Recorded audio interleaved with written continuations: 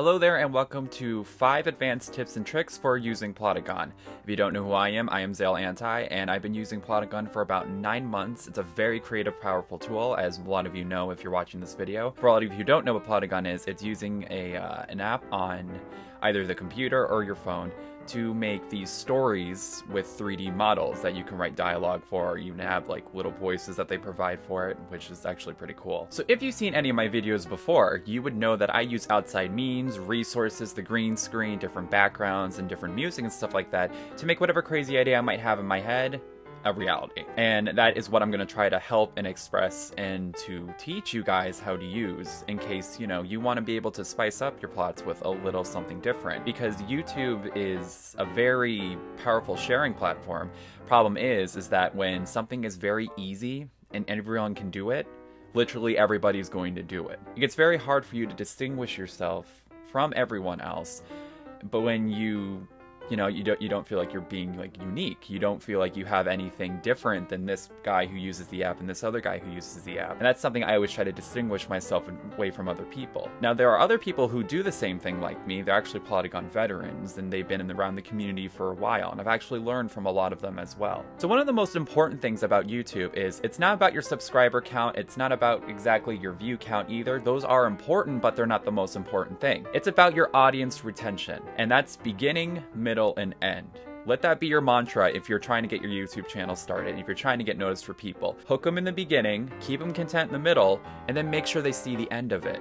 That's how your videos get recommended. That's how your videos get on the search engine. YouTube's little spider bots that go around will see how long people will watch your videos, and that's how you get recommended, and that's how you get popular. You can have as many subscribers as you want, but if you're not getting the views, your channel and your brand isn't going to get out there. And these are tips that almost kind of help that, at least help enhance it. Like if you're already doing well with, what Plotagon provides for it, then good for you. I unfortunately did not have that kind of luck. So I had to use other means to distinguish myself from other users. And through all these means, I have learned trial and error. It's been a frustrating process, but I feel like I have a pretty good grasp on it to be able to explain it to other people. Because I wouldn't be where I am right now if it wasn't for people supporting me. I wouldn't be enjoying it as much. And I just want to give back some advice to the community to help other people who do have these visions but really don't know where to start with it. So I'm going to do my best to try to explain. This is the first time I've ever tried to explain anything, especially over a camera.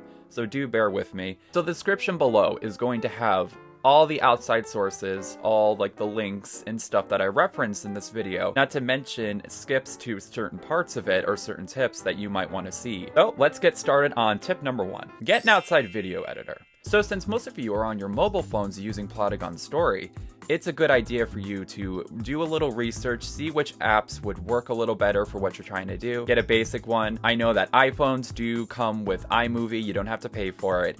It has, a few things for transitions and clipping and even putting music into it.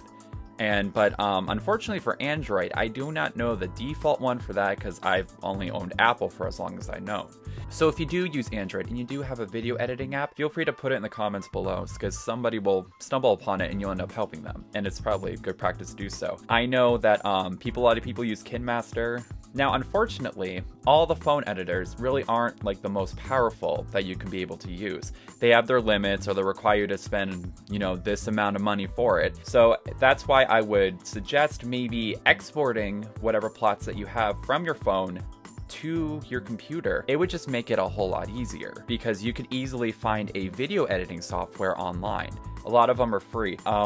Currently, I use iMovie. Unfortunately, I have to change formats at some point because their green screen overlay is very, it just doesn't work very well.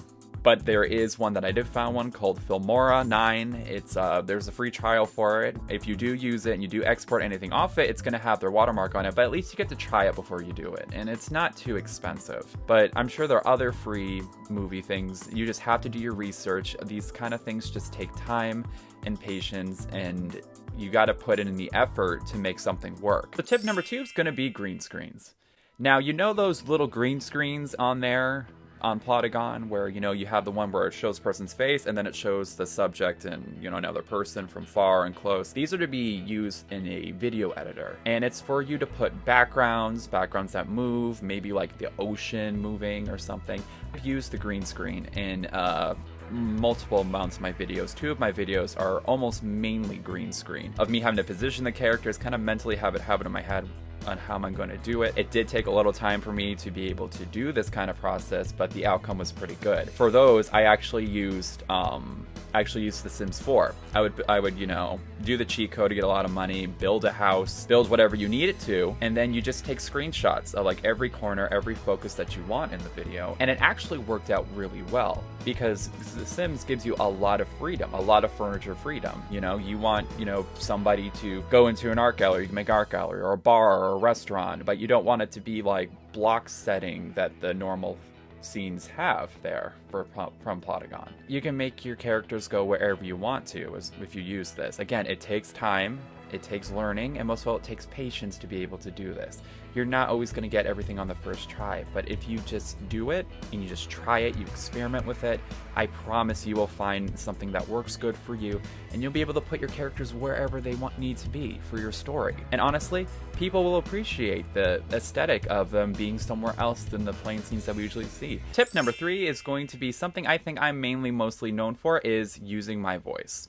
And I'm not talking about your creative voice, I'm talking about using the actual vibrations that come out of your mouth to be able to express more emotions, to be able to deliver jokes that you write, because a lot of you that I'm seeing are very good writers. Problem is, a lot of the robot-y voices and the voices that are provided, it is very hard for those to deliver what line and tone and emotion that you're trying to do. I know some of you aren't trying to make productions or make these series kind of things or make these too funny kind of things because you're just playing around with it, you're having fun. And if that works for you, that's fine. But if you want to be able to tell your stories a little better and you're passionate about telling a story, I do recommend you trying at least using your voice for at least a character. You might sit there and get all cringy and be like, well, I just hate my voice. Well, you know what? I hated my voice too.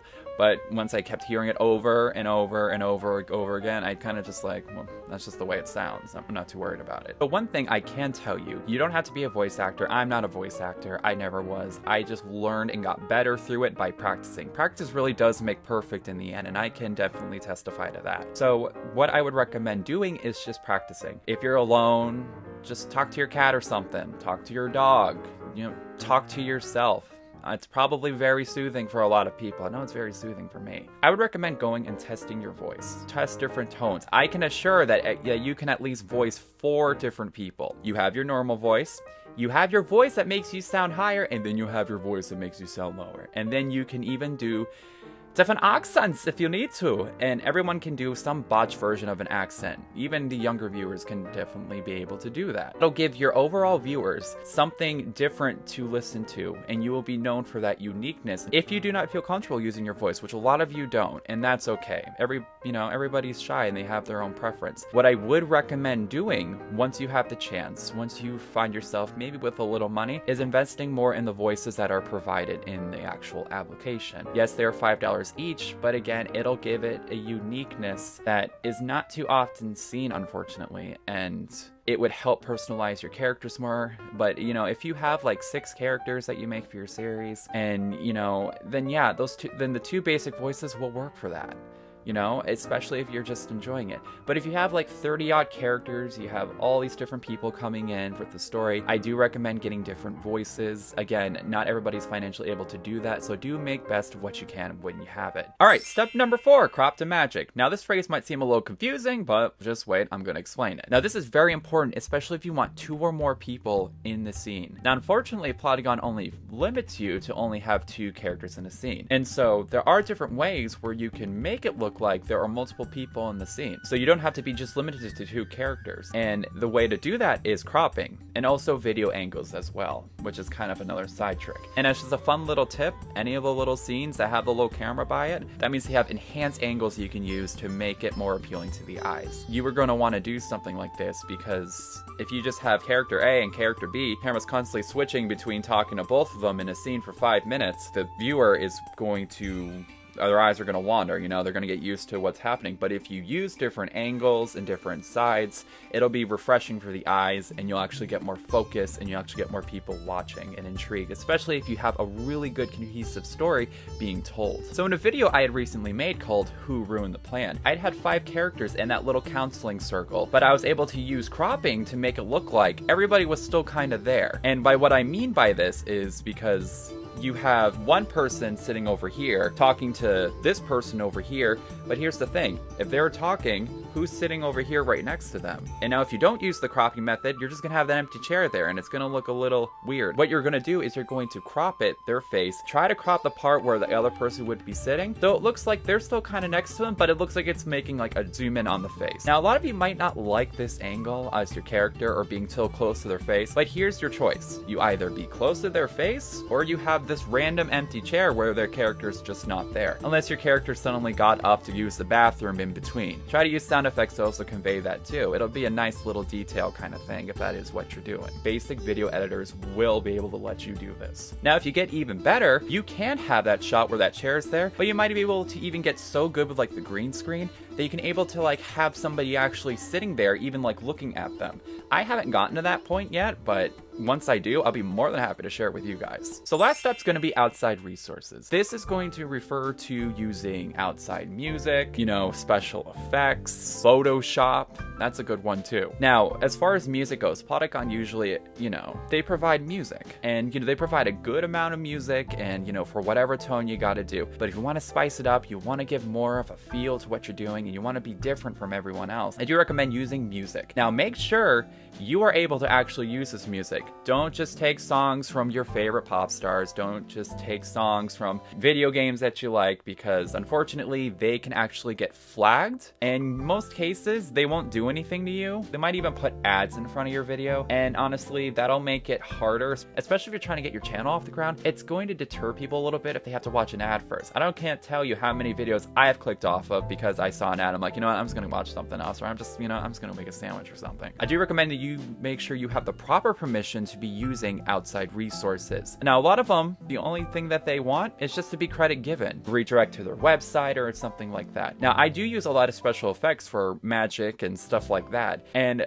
a good site that I use is called Production Crate. They have music, you know, they have different effects especially for free users. You get about 5 downloads a day. That is where I've got them from. It is a very good site. If you can give them any support, please do. And the last part of the outside resources, I gotta say, is photoshopping. Another thing you've probably seen me do too, as far as having the characters go and hold their cell phones, different weapons, you know, Voldemort with his wand, Heather with the machete, or the Bleach and the lightsaber, you know, Hannah Rogers holding her phone, Ed with his tacos. See, now, how I do this is a whole different video, and if this is something that you want me to explain and kind of show you, then I can. Now, what I do is I would have the character be in a green screen or be in a blank screen. I would take a screenshot, crop it in a photoshopping app that I use called Bizarre. It is a very good app. I do pay monthly for it. It's not that much, but it's how you make all of my thumbnails. By the way, nice little tidbit there. You want people to watch your videos? Make good looking thumbnails. That is like, you know, like the burger commercials where like they make it look really good, and you know, they're made to make it welcoming. You got to make what you're doing welcoming, appealing to the eyes. That's what you have to do. Thumbnails are a way to do it. That's your bait. You're trying to get the fishes onto that bait, and a photoshopping app can help you in those sort of ways. So these are my advanced tips and tricks on using the Plotagon program. I really hope this was able to help you or help somebody at some point with what they're trying to do. So if you have any questions about anything, or you're still confused, feel free to put it in the comments below. I will try my best to explain, or either that or redirect you to another video or somebody else's tutorial who does go in a little more explanation about it. If you want me to make another tutorial video about something I talked about, or another sort of trick that I use that I have not explained in this video, please just let me know. I will do my best to try to make another video for that. There are a lot of resources I'm going to put in the description. There's going to be example videos I'm going to have that I have made, so you have something to kind of look at to kind of see like where something should be. And here's the thing, it's what I'm doing isn't perfect, but it's definitely something that can help you to go off of, so hopefully you will achieve that perfect. I want you to try to outdo me in what I'm doing as well, and so we can, you know, grow together, and that's basically why I made this video. So keep plotting, everyone. I can't wait to see what everybody is able to make in the future and to be able to help and support other people like that. So keep plotting and good luck.